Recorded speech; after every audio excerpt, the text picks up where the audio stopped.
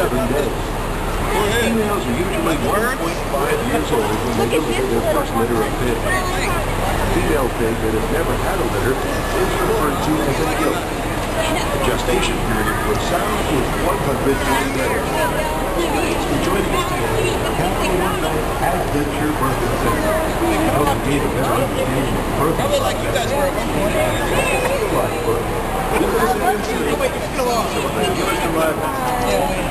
What do you think of that?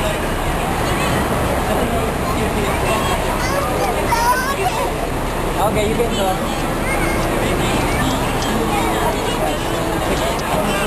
Hi, I'm Doc. Signs of labor. These include decrease in appetite, restlessness, and stillness in working hard. When the calf is in the birth canal, you can see the water bag begin to appear. The primary bag actually holds the calf. The purpose of the water bag is to protect the calf from the intense pressure of the contraction. Speed the process. When the bag breaks, fluid is released and helps the calf slip out of the birth. When the water bag comes out, the farmer then looks for the signs of a normal delivery. This includes blood contributions comes from the placenta to the baby. After the delivery of the calf, the placenta is no longer released and the tube exits the cow's body. Now let's take a look at another mother at the birthing center, the mother pig, or sow.